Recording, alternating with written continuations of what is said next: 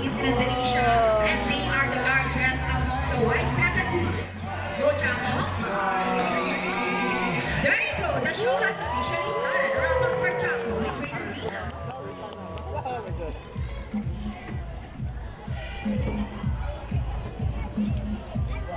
Hello everybody and welcome to Manila Ocean Park All-Star Bird Show with me, Trainer April. Now here's an object that I will hide under one of these three silver cups. So where do you want me to put this object? On your left, on your right, or here in the middle?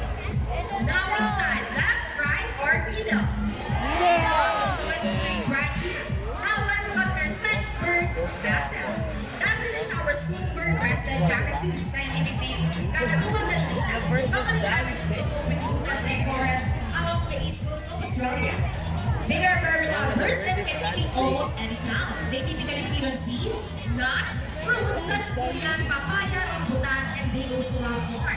Now guys, do you think Dazzle has the ability to find a hidden object? If it's yes, then say, you can do it, Dazzle! Go Dazzle, find that hidden object for us!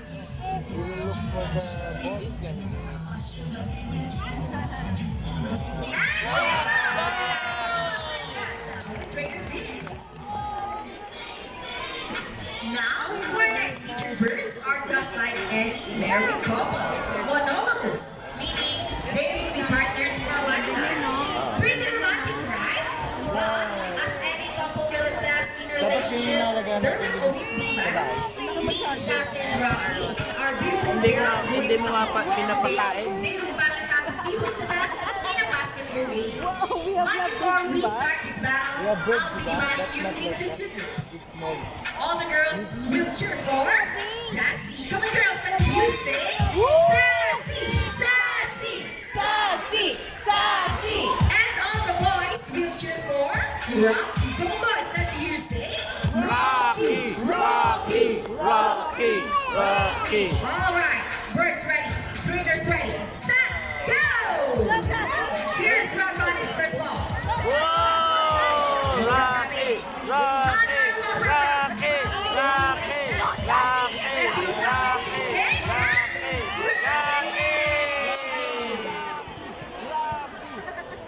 What do you say about the trainer G? You guys lose this time. Hold it, we want another race. Oh, she wants another race, trainer Do. Huh? Are you sure about that? Do you want Sassy to lose again? Well, this time I guarantee you that Sassy will win. So, what race do you have in mind? I want a ring race. And what is the ring race? The first bird who can drop 3 rings into the bowl, the fastest is the winner, and that is a ring race. So a ring race it shall be. Remember guys that boys already have 1 point. So girls, let's cheer louder for Sassy to win this time. We'll be doing this again, and this time a ring race. Ready, set, go! Rocky! Rocky! Rocky! Rocky! Rocky! Rocky! Rocky!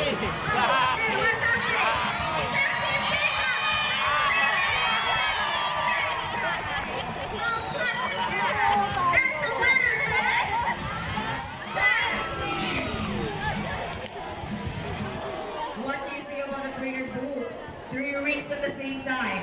Hey, you guys cheated! Oh, he thinks you cheated. No, we didn't cheat. Sassy used her brain. Oh, so it's true that girls are more intelligent than boys? A round of applause for Rocky and Sassy with Trainer G and Trainer Do.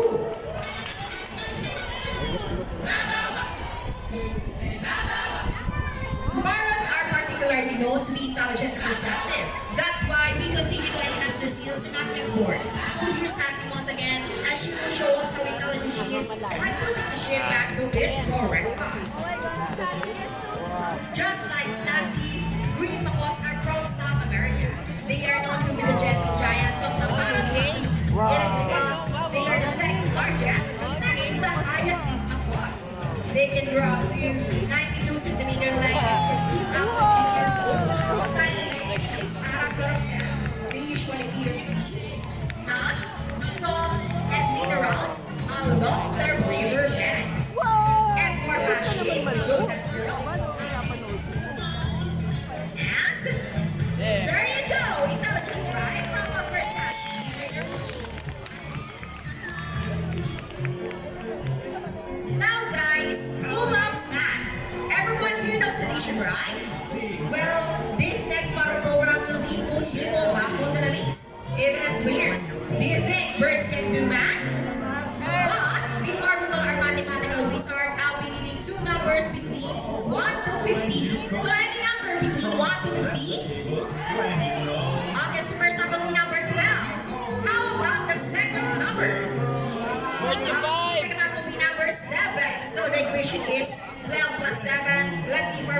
Final Wizard can solve the situation. But first, try to double shuffle the number. Would you get to infinity or somewhere in that vicinity? When you choose how Now, let's color your hybrid mako. Rocky. Jensen will snow. Wow, look at that. Okay, traders, is Rocky ready? Go, Rocky, solve the equation for us. The equation is 12 plus 7. And Rocky gets the first number correct. How about the second number? Okay, after the second number, Rocky. Well, Rocky loves numbers. 12 plus 7. I think he's calculating. Tap your feet deep and tie to the And Rocky gets the number 9. 12 plus 7 equals 19. Put your silver hammer to go. Rocky. Trainer. So this time, I need an adult volunteer with 500 peso deal. Once again, I need an adult volunteer with 500 peso deal. Just raise your hands and my co-trainer will choose one. Okay, I think we got one. Please join me on stage. You will notice the birds in our show are mostly parrots. It is because they are highly intelligent, charismatic, colorful, and musically Ano ba yan? they have good memory and remember even the smallest details. Good afternoon, ma'am. Welcome to Manila Ocean Park. And what is your name? Our master volunteer is Farah. Ma'am, can I have your money? And please follow me this way. Okay, ma'am, all you have to do is stand right here. Please stand right here. Facing this way. And extend your left arm just like this. As I put your money between your fingers. Ma'am, do you have any idea what will happen next? Well, let's see. Let's call our money bird Buddy. Buddy fights over. And he gets the money. That's nice, bad. And I think Buddy will donate the money to Rampa's Cardano. Before you go, I have a question for you. Did you know that Manila Ocean Park is also rescue center for birds? Well, your money will go a long way. We are very grateful. Thank you so much. You may not take your seat and enjoy the rest of the show. How about 1,000 pesos this time? Anyone? No more? Miss Farah, excuse me. Ma'am, are you okay? You sure? You look so sad. We're just kidding. It's just part of the show. Please come back here. Let's go, buddy. Let's return the money. Buddy, say something before Buddy gives your money back. He wants to give you a kiss. Is it okay? Okay, let's start right here. Look at your camera and offer your cheek. Nice! Another one! How about on your hands? Just open your palm. Look at the camera and smile. And there is your money around us for volunteer and Buddy. Ladies and gentlemen, now that you have seen our colorful and intelligent parrots, we would like to show you another species of bird here in Manila Ocean Park. Birds of prey, also known as raptors, hunt and feed by other animals. The term raptor came from the Latin word rapere, meaning to seize or to take by force. These birds are characterized by their clear vision that allows them to detect prey during fight. They also have powerful talons and beaks. Ladies and gentlemen, please go to your left, presenting our Philippine eagle owl. Here comes Ho! His scientific name is Homo These birds can fly in the wall. Some are native and the longest and fastest beings in the year. And with our gravity type, here comes Shadow. Gravity types, scientifically known as Asteroids. 146 species of birds of prey around the world. These birds can be found in India, Indonesia, Bangladesh, Pakistan, China, including in the Philippines. They are locally known as Lawi or Bandok in Visayas region. And as you can see, we have our homing pigeons. Homing pigeons has an innate homing abilities, meaning they will generally learn to its destiny. Around us are raptors and our homing pigeons.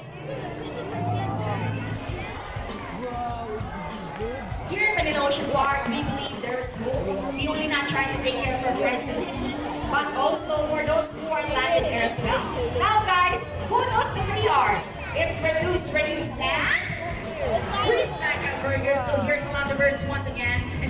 show us the proper waste disposal.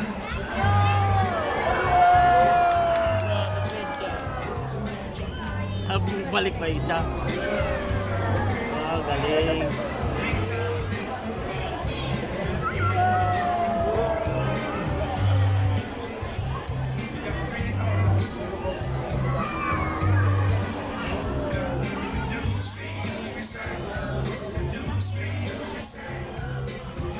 See, if our members can do it, so can we. Ladies and gentlemen, we hope you all enjoyed our show. Are the birds spectacular? Well, in our own way, no matter how small the effort, let's take action saving them from exploitation or even extinction. Please, let's all do our part in saving the world. Because remember, this is the only home we've got. Now let's present the birds and the trainers that make the show possible. Trainer Johnny with Hope. Trainer Vina with Buddy. Trainer Vince with Sassy. Trainer Jean with Rocky. Rocky! Trainer Mark with Shadow. Trainer Ferns with Chaco. And again, I'm Trainer April. Thank you and goodbye. By the way, guys, please remain on the seat because we still have a sea lion show. And please do not cross the yellow line. Thank you.